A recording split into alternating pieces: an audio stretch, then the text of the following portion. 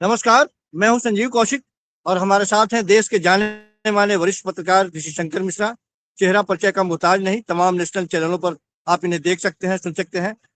बड़े बेबाक तरीके से अपनी बात रखने के लिए जाने जाते हैं। मिश्रा जी, स्वागत बहुत बहुत आपका इस कार्यक्रम में।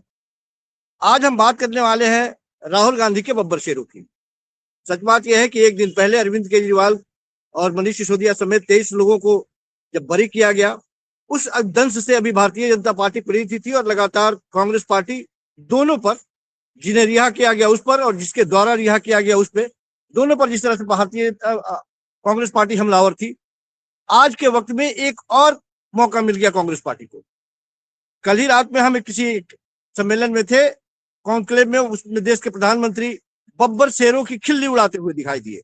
उन्होंने कहा कि इसी जगह पे एआई समिट में कांग्रेस पार्टी के बब्बर शेर, जो बड़े बब्बर शेर के तौर पे जाने जाते हैं, वो लोगों के लात जूते घूसों से भागते हुए दिखाई दिए।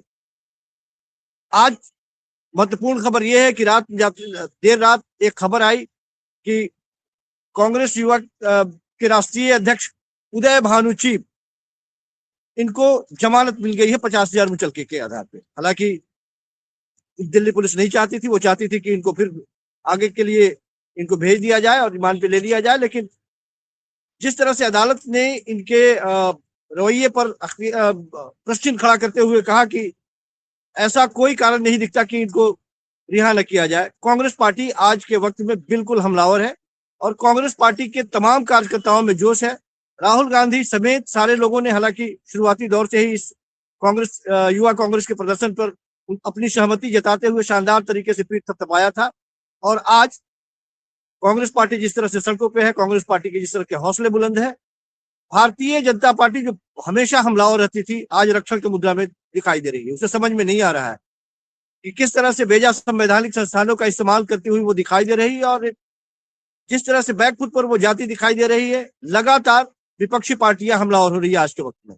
हम इसी पे आज चर्चा करने वाले हैं कि लगातार ये बात हम भी कहते चले आए और जो बुद्धिजीवी वर्ग के लोग थे वो भी कहते चले आए कि यदि प्रदर्शन करना कांग्रेस पार्टी के उस युवा नेताओं ने या बच्चों ने प्रदर्शन किया था और उनके मन में कोई बात थी, तो वो प्रदर्शन जंतर मंतर पे करना चाहिए, कहीं और करना चाहिए या वहां नहीं करना चाहिए। हम लगातार ये बात कहते चले आए कि प्रदर्शन वहीं की जानी चाहिए जहां से लोगों के दिमाग में, जहन में और लोगों के बीच में वो छाप छूटे और एक बहस का मुद्दा बने। यदि आप एकांत में एक कमरे में यदि प्रदर्शन करते, एक जगह पे प्रदर्शन करते, तो शायद ये चर्चा नहीं चल रही होती। शांतिपूर्ण तरीके से प्रदर्शन हो रहा था। उस प्रदर्शन पर ऐसा कुछ नहीं था। शर्ट खोल देना, केवल शर्टलेस हो जाना, मुझे नहीं लगता कि इसे दंगा की श्रेणी में रखा जाएगा। और भारतीय जनता पार्टी तमाम मुद्दों पे, तमाम जगहों पे, देश के प्रधानमंत्री ने भी नंगे शब्द का इस्तेमाल किया, जो भारत के इतिहास में इससे पहले किसी प्रधानमंत्री के मुंह से नहीं सुना गया। मिश्रा जी, आप सबसे पहले इस खबर को सुनने के बाद में, जिस पर देशद्रोह का मुकदमा चलाने की बात हो रही थी, आपकी प्रतिक्रिया? देखिए, उदय भान जो हैं युवा कांग्रेस के राष्ट्रीय अध्यक्ष हैं और युवा को यदि उल्टा कर दीजिए तो उसका अर्थ होता है वायु। वायु को कोई रोक पाया है क्या? तो ये गलफत में भाजपा न रहे कि ये हिंदुस्तान है और हिंदुस्तान एक लोकतांत्रिक देश है और लोकतांत्रिक देश में गांधी के बताए हुए रास्ते यानी अहिंसा के माध्यम से आंदोलन करने का सबको हक है। और किन बिंदुओं पे युवा कांग्रेस के कार्यकर्ता या जो अध्यक्ष हैं वो संघर्ष कर रहे हैं, ये कहने की जरूरत नहीं है। और ये उनका लोकतांत्रिक अधिकार है। ये नरेंद्र मोदी या भाजपा कैसे छीन सकती है? जहां तक शर्टलेस की बात है, कपड़ा उतारने की बात है, तो आपको याद होगा हरियाणा के तत्कालीन जो अनिल विज साहब है, जो भी हरियाणा कैबिनेट में बड़े बड़े पदों पे आसीन रहे हैं, हरियाणा भाजपा के बड़े नेता माने जाते हैं, वो किस प्रकार से महिलाओं के बीच में नंग धरंग प्रदर्शन कर रहे थे। तब तो आपको बड़ा मजा आ रहा था कि लोकतांत्रिक अधिकारों का इस्तेमाल कर रहे थे अनिल विज साहब। दूसरा वाक्य मैं बताऊं, विज्ञान भवन में इसी डॉक्टर मनमोहन सिंह के संबोधन के समय भाजपा कार्यकर्ता ने अपने कपड़े उतार दिए थे। तो ये कपड़ा उतारना, आप बताइए ना, संविधान के किस आईपीसी में या संविधान के किस कानून अनुच्छेद में कपड़े उतार कर शांतिपूर्वक प्रोटेस्ट करना, किसी जुड़े हुए जनता से जुड़े हुए मुद्दों पर, ये कौन सा देशद्रोह के श्रेणी में आता है? मुझे समझा दीजिए। आदरणीय प्रधानमंत्री समझा दे, आदरणीय गृह मंत्री साहब समझा दे। तो आंदोलन को कुचलने का इनका एक तरीका है कि आप यदि किसान के मामले में आंदोलन कीजिए या किसी भी मुद्दे पे आंदोलन कीजिए, तो ये हर चीज को देशद्रोह से, देश के अस्मिता से जोड़ देते हैं। और मुझे संजीव जी कहने की जरूरत नहीं है, और इनके जो रवैया रहा है उस पर जो कोर्ट ने तमाचा मारा है, बैक टू बैक आपने देखा, अरविंद केजरीवाल से लेके जो युवा कांग्रेस के अध्यक्ष हैं उदय भानु, उनके मामले में कल आपने देखा, अरविंद केजरीवाल के मामले में मनीष सिसोदिया, अरविंद केजरीवाल, जो 23 लोग जो उसमें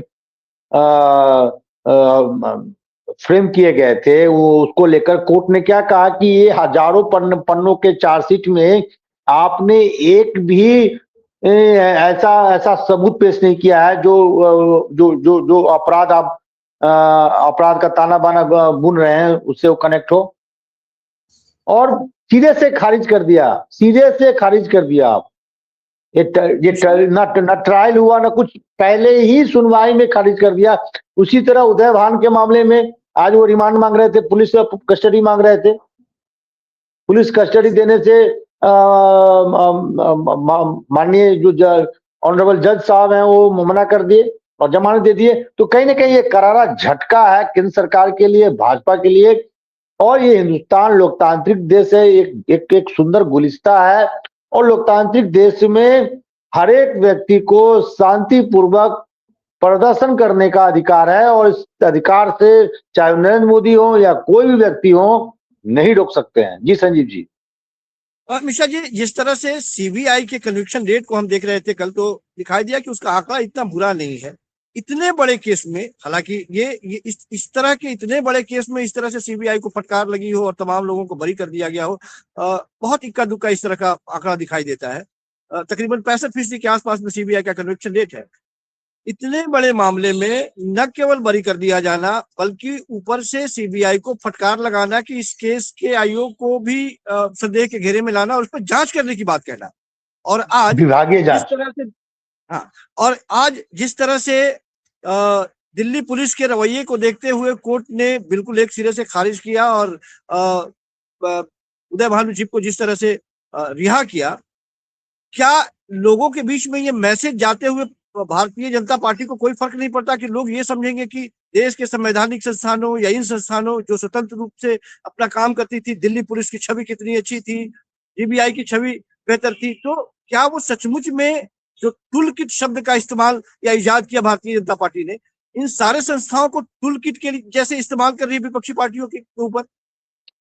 देखिए संजीव जी, जितने भी संवैधानिक संस्था हैं, चाहे सीबीआई हो, ईडी हो, इनकम टैक्स हो, आप कई वर्षों से देख रहे हैं, खासकर जब नरेंद्र मोदी का केंद्रीय राजनीति में उभार हुआ है 2014 में, जब माननीय प्रधानमंत्री नरेंद्र मोदी जी केंद्र में आसीन हुए, उसके बाद देखिए जो अपने जो सत्ता विरोधी हैं, जो या पॉलिटिकली उनके जो विरोधी हैं, उनको दबाने के लिए इन संस्थाओं का किस प्रकार से इस्तेमाल किया जाता है वो आपके सामने में है, पब्लिक डोमेन में है।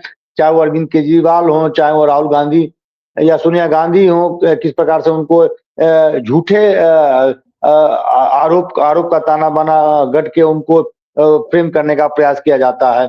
सवाल उठता है कि आप ठीक है आरोप लगाते हैं, आप आरोप लगाना आपका अधिकार है, लेकिन क्या संविधान में, कानून में या मेरा एक बहस का विषय है कि जो लोग यदि गलत आरोप लगाते हैं, क्या उनपे भी यदि आरोप साबित नहीं कर पाते हैं तो क्या उनके विरुद्ध भी कार्रवाई होनी चाहिए, नहीं होनी चाहिए? क्योंकि बहुत से ऐसे लोग हैं जो पब्लिक लाइफ में है, चाहे वो अरविंद केजरीवाल हो, उदय भान हो, चाहे सोनिया गांधी हो या राहुल गांधी हो, या तमाम कोई भी पॉलिटिकल पार्टी के नेता हो, उनके कैरियर को एक तरह से मतलब खत्म कर दिया जाता है। मैं सवाल करना चाहता हूँ केंद्र सरकार से, ये आरोप जो भी जो इस प्रकार के खेल में इन्वॉल्व है, मनीष सिसोदिया के 2 साल आप लौटा देंगे? क्या अरविंद केजरीवाल के जो जो राजनीतिक नुकसान हुआ है, एक पब्लिक परसेप्शन में जो छवि उनकी बनकर उभरी, एक नकारात्मक छवि बनी, क्या आप उसको लौटा सकते हैं?